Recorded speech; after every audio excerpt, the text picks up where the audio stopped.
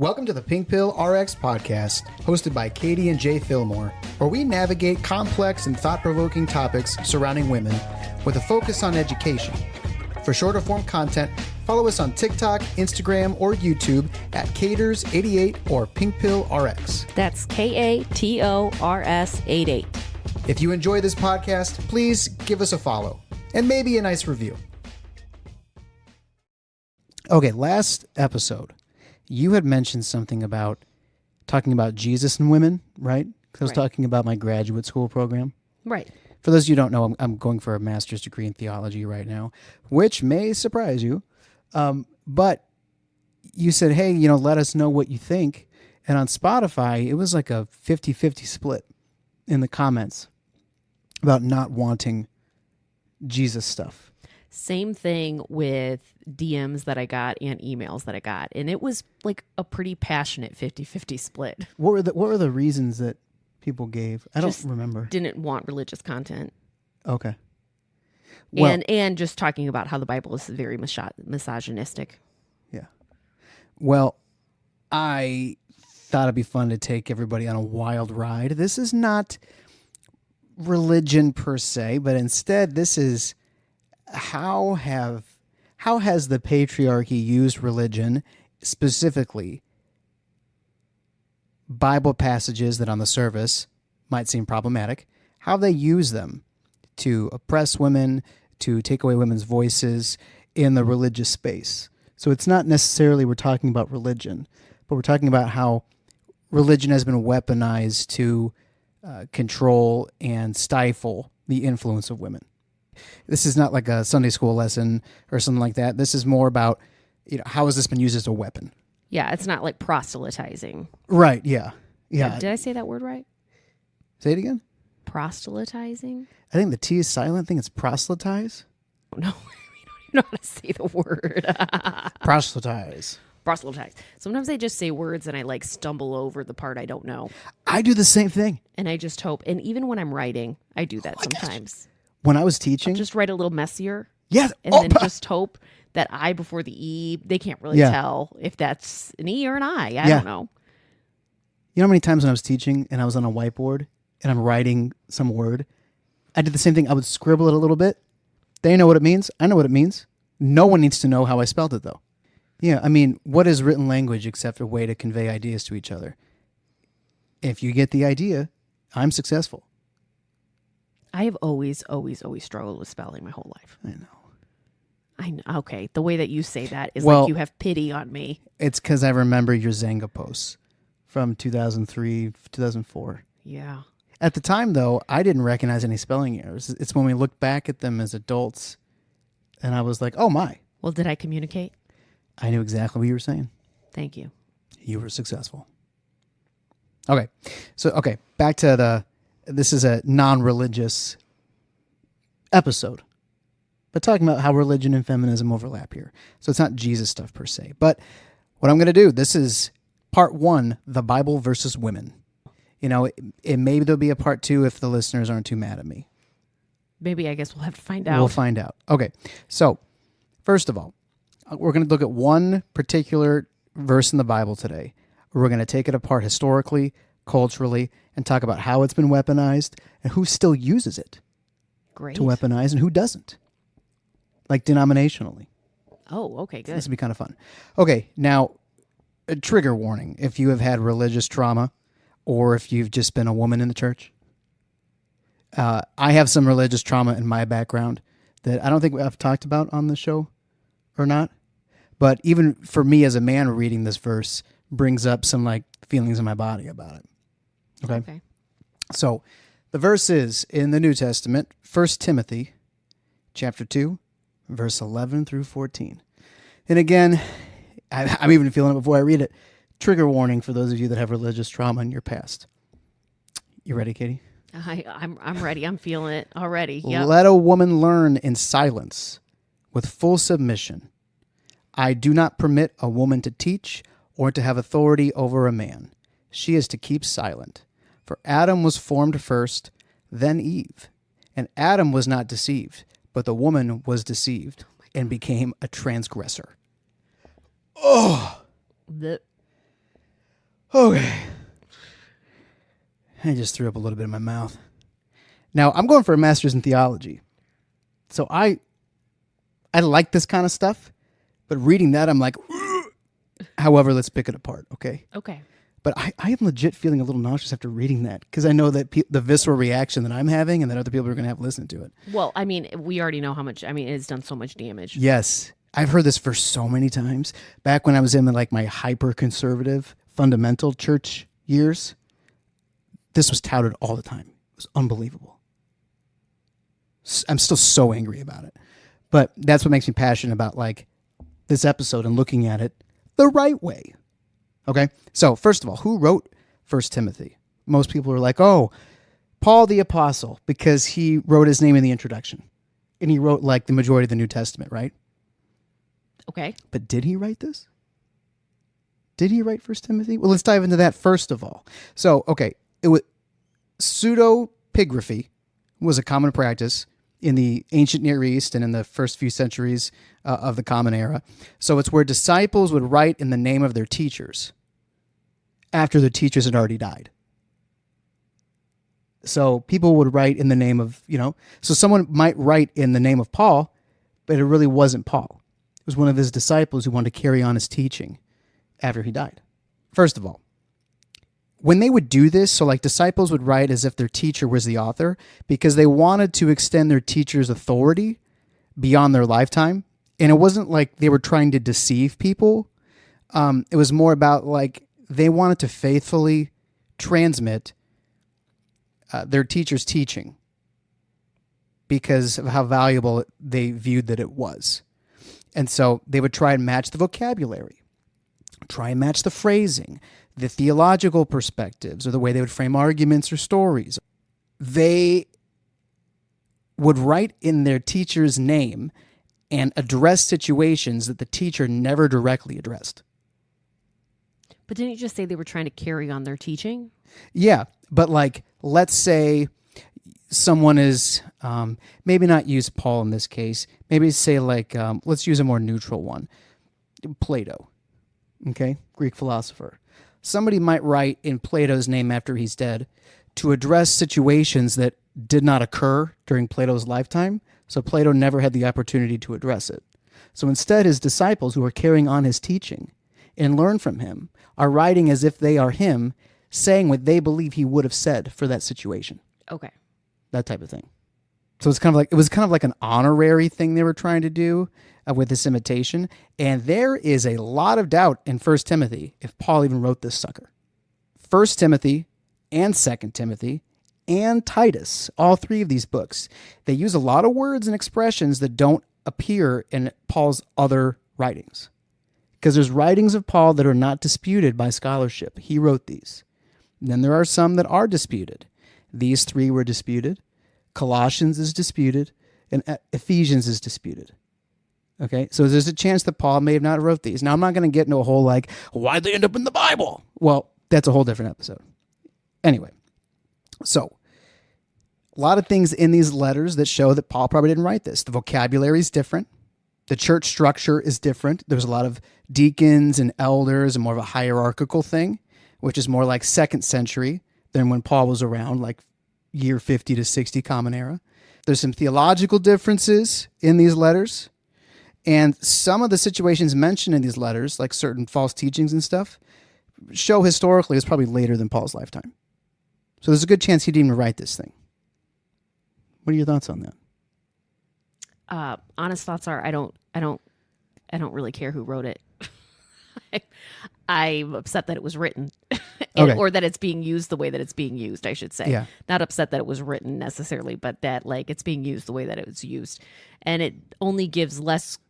Like, I think it only makes me more upset the thought that Paul didn't write it and that it could be this fringe writer or this writer that's like a pseudo writer of him, like, because it's like, well, you really had to like it that much that we could just look past the fact of all the disputes that it's not written by Paul or by a disciple. Yeah.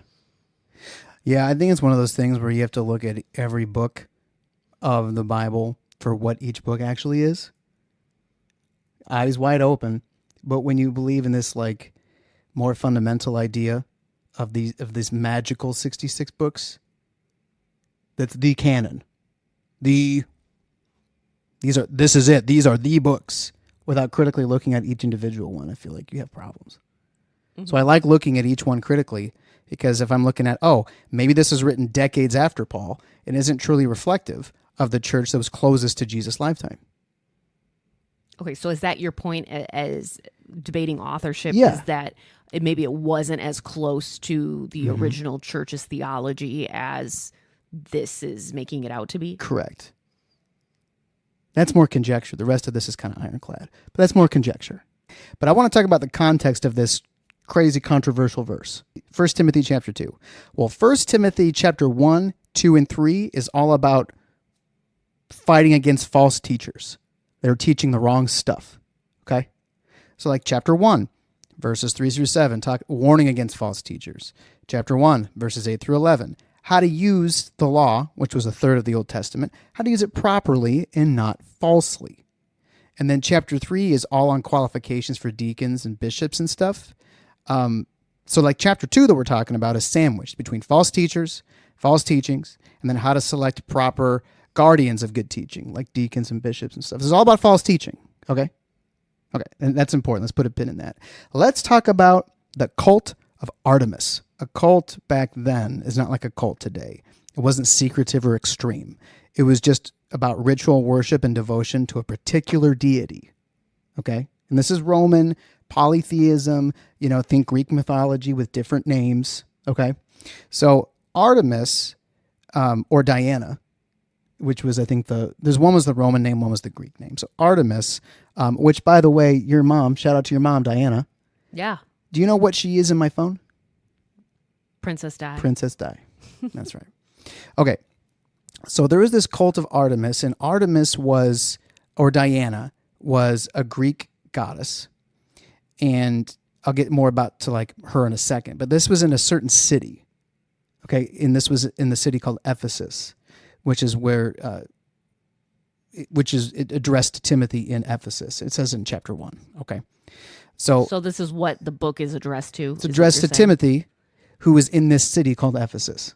Okay, so this is what's going down in Ephesus. Yes, we're talking about what's going down in Ephesus. At the time that this letter is written. Exactly. So it's in the Roman Empire, province of Asia. This is a major urban center, Ephesus. Like it's a city. And it had a lot of unique religious and cultural characteristics that could have influenced this writing. Okay? First of all, Artemis. Let's talk about geographically. In the city of Ephesus, there was a giant bomb temple to Artemis. It was, how they talk about the 7 wonders of the world? Mm-hmm. So if you look at the original ones, the 7 wonders of the ancient world, you have like Great Pyramid of Giza in Egypt, Hanging Gardens of Babylon in modern day Iraq. This is one of the 7. This temple to Artemis was a big freaking deal. So Artemis was she was a major Greek goddess, often associated with hunting and wildlife, but more so fertility and childbirth. This is like her thing. So in Ephesus, Artemis is worshipped as this fertility goddess, sometimes called Artemis Ephesia for Ephesus. In Ephesus was like this major port city. It's in Turkey, like modern day Turkey. Ephesus was centered around this temple. Like this temple was like the biggest thing of the city, right? It was a wonder of the world. It was like, it made it a political hub, and it made it a religious hub, and it made it an economic hub. This like religious temple is more than just religion. It's local politics, it's regional politics, and it affects the economy in the region. Like pilgrims would travel there from afar. It was known throughout the whole Mediterranean world. So the cult of Artemis emphasized female leadership in religious rituals, which is a big like contrast to all these other Greek god and goddess cults throughout the Roman Empire. Like this one's special and unique because it emphasized female leadership, okay? So women can serve as priests, leaders, or temple attendants. They had relative authority and public visibility. The economic and social influence of the temple allowed women to gain status beyond typical patriarchal structures. So women in Ephesus were publicly authoritative in religious life. which was very unusual everywhere else in the world at this time. Women participating in this cult might have held strong public authoritative roles. This is where we start to get some of the context of this First Timothy stuff. Scholars often argue that Paul's instructions, or whoever wrote it, about women here, might reflect a reaction to this local Ephesian culture. And there's 4 issues that I'm going to unpack about it. 1, so women were used to having this high religious authority in Ephesus. Women taught men. Women presided over rituals. Women held equal and sometimes superior religious authority to men. So then in this Christian community, with this more like equality of men and women, which is what the like early church was more like, and we can see Jesus' example with that in a lot of different instances. So put a pin in that real quick here. Put a pause on that. You're saying that the early Christian church was like there was equality between men and women? Yeah, it was a lot more egalitarian than it became later. As evidenced by? I mean, there's a few noteworthy things I can mention. So one is you have like women that held real authority in the early Jesus movement. I mean, first of all, talk before, like when Jesus was still around, it was women who financed his ministry. Like wealthy women are the ones who like financed him and his disciples because they're not working. They're traveling, they're teaching and stuff. Then if you look at different archaeological findings and different texts, they show that we have these women who were holding real authority. So one, her name was Phoebe. She was a minister and like a patron leader. She's mentioned in Romans chapter 16. You have a woman named Junia who was an apostle.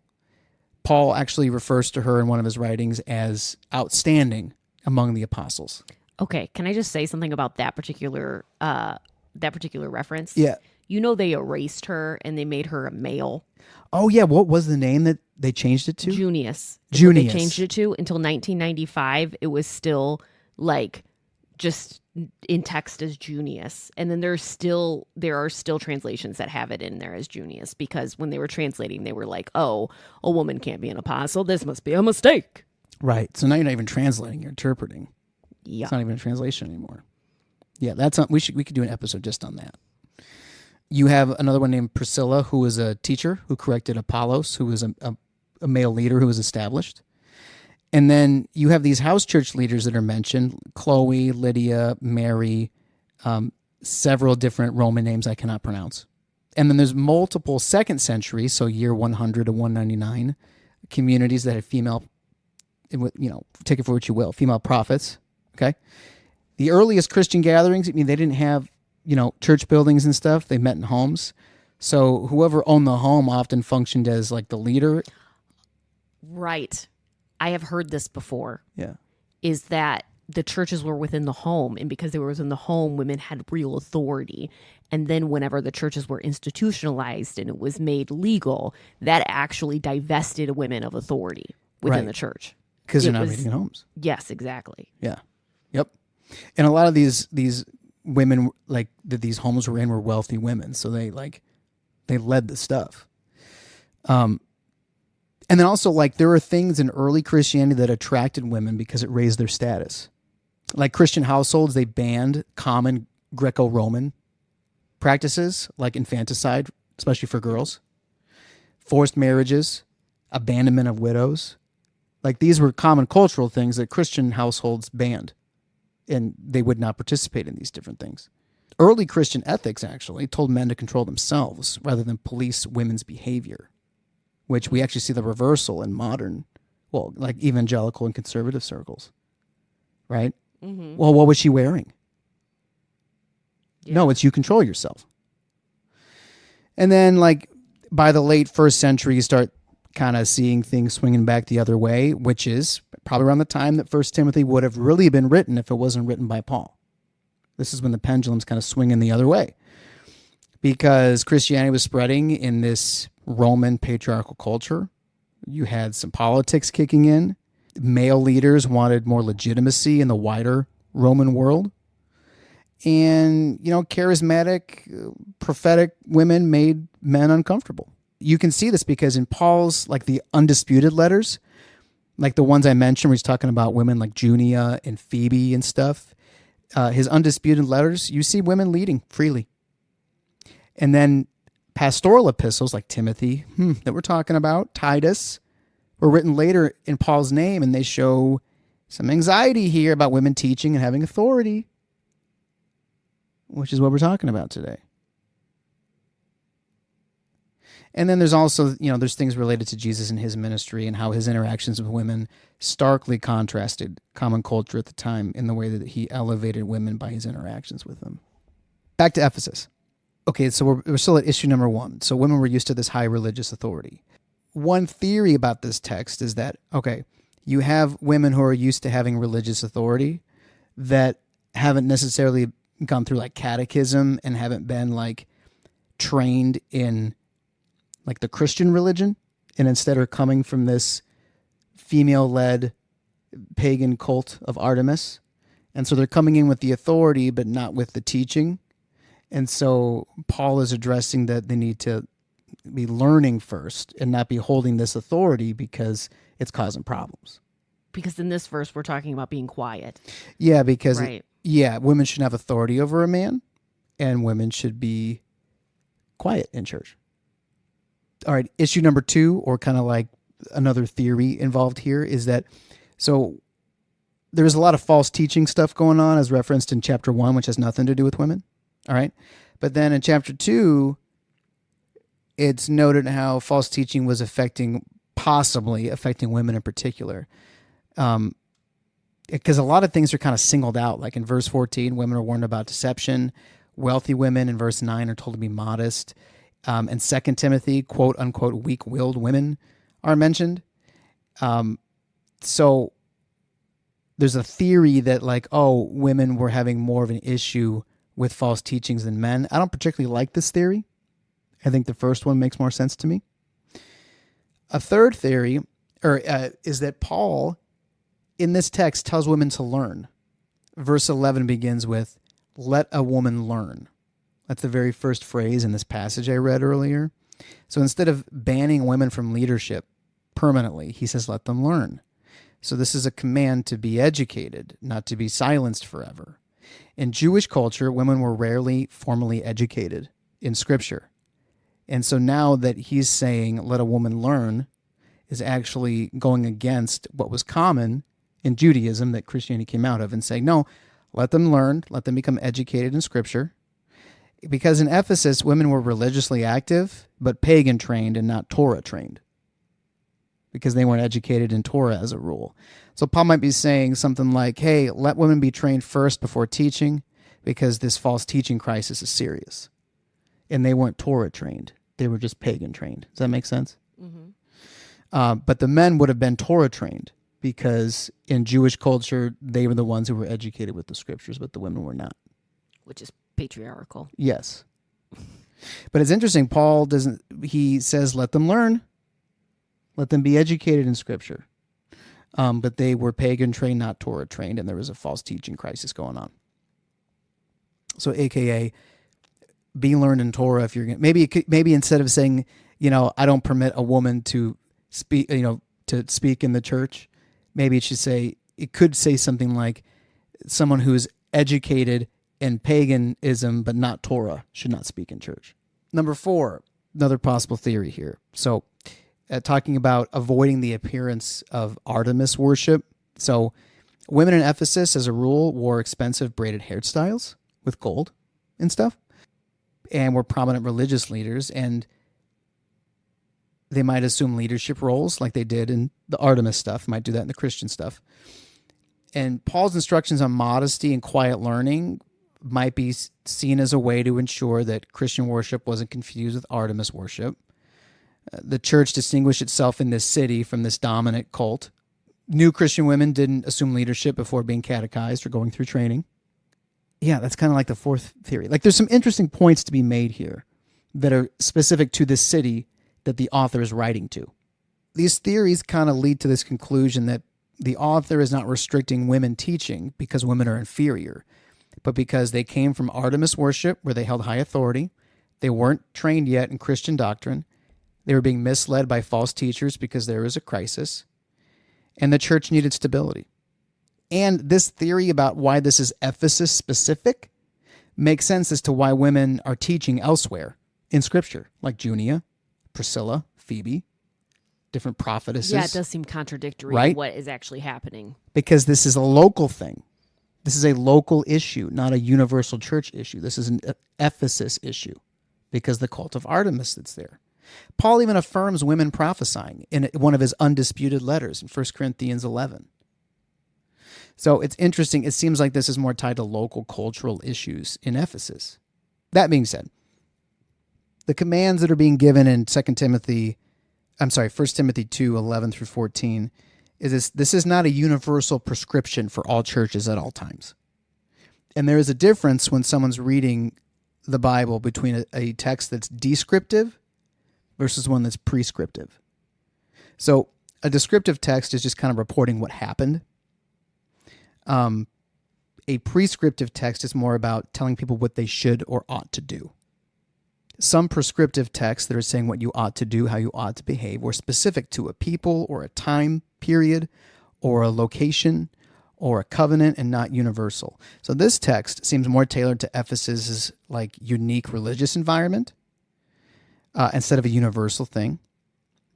Today, in today's world, our cultural and like social context is very different. So the specific instruction about women learning quietly is not really universally prescriptive, saying what we ought to do in our day and time. It's more descriptive now. It's reflecting the cultural and religious pressures of Ephesus at that time. It is not like a universal, timeless command. So it was like a prescriptive text for the people this was written to at the time. This is what ought to be done in the church. But now that we live in a different time period, it doesn't apply to us with our culture and society the way it is. So now it's just a descriptive text. It's just describing what was happening at this city at this time. So prescriptive texts can become descriptive texts is what you're saying. Yes, if the social and cultural context no longer applies.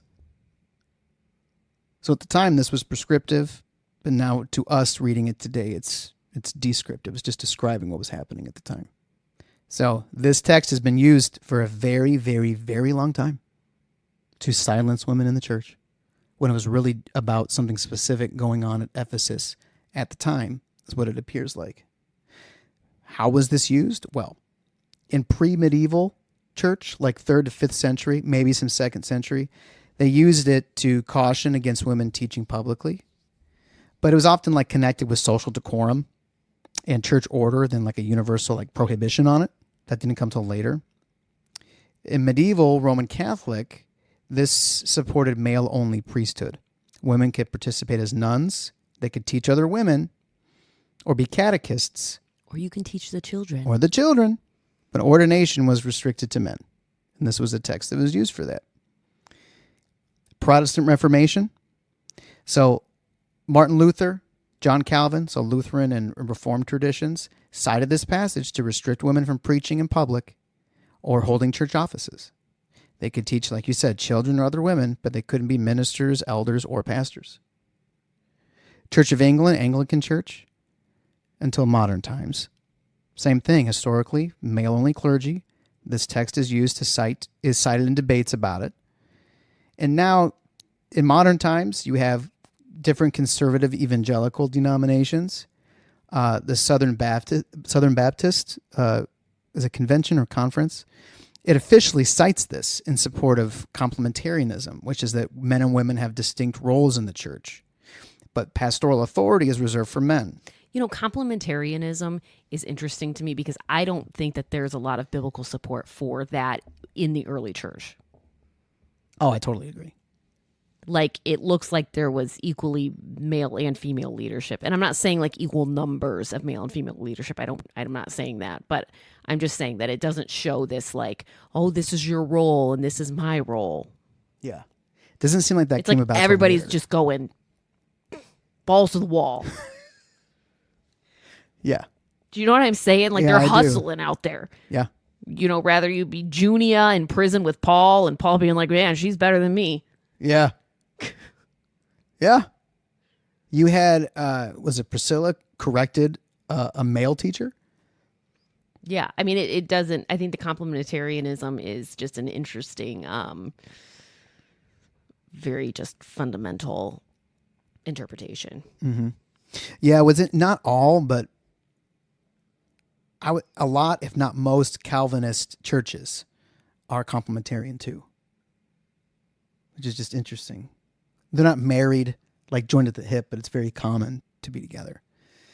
Other denominations that use this text to stifle women in leadership. What were you going to say? Something? I was going to say, it makes total sense why white men would dig Christianity. Oh, we get all the power, we get all the say so. Yeah. Yeah. I mean, this feels like home. Yeah, true. Yeah.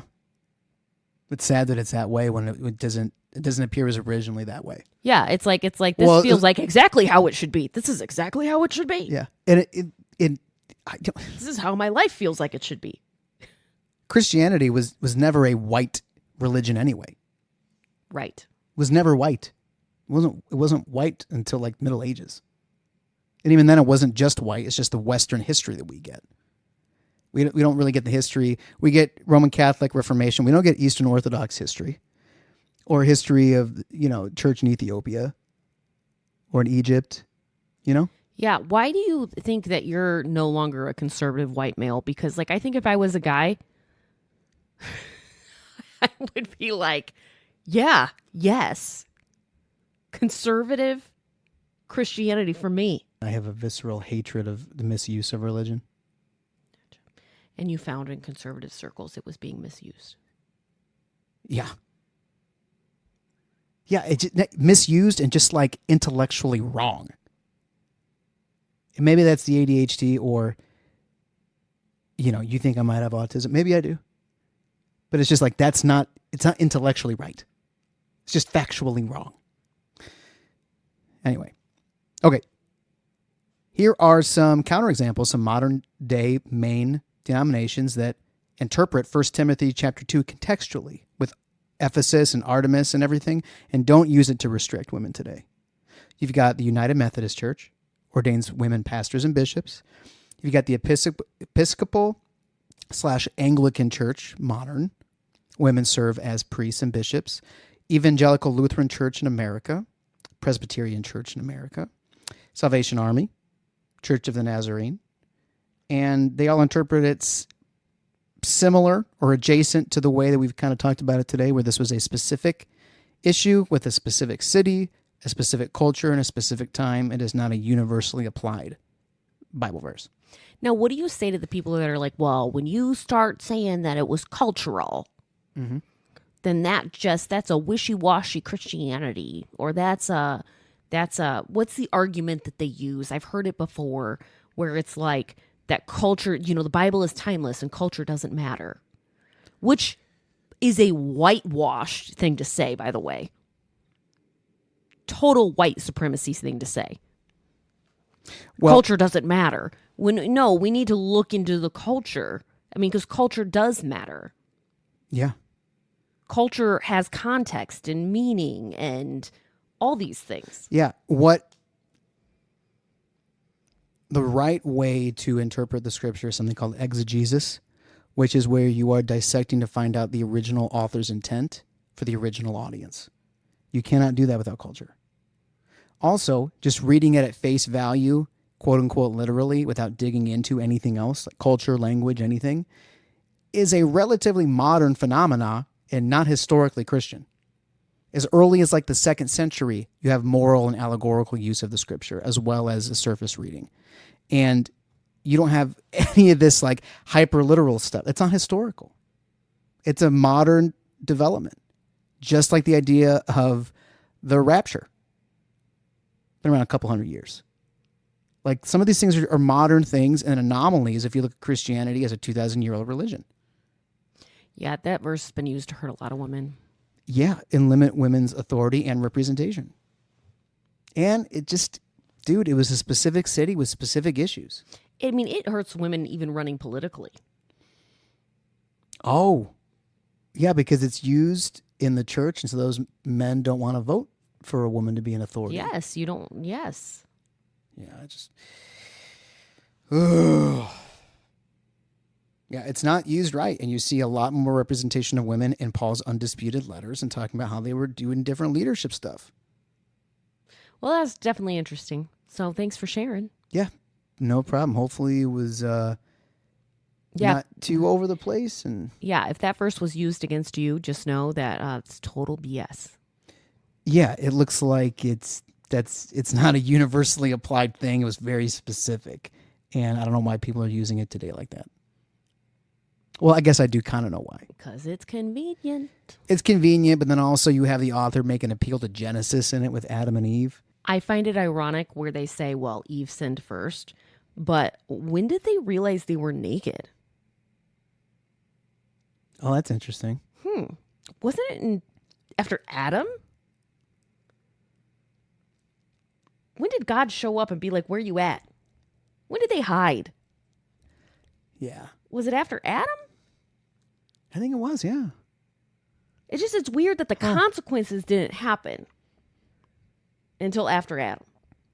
Yeah, maybe that's another episode. And it is weird that when the Christ came, he died for what Adam did. But the woman sinned first, so just nobody ever forget that. Well, and that's why you can't talk in church. It's tale as old as time. Adam blamed it on the woman. The woman you gave me. She gave me the fruit and I ate. We're always just blaming women for consequences of our own actions. Yeah, tale as old as time. Yeah. I want to do an episode on that telling because there's some cool ancient Near Eastern stuff there too.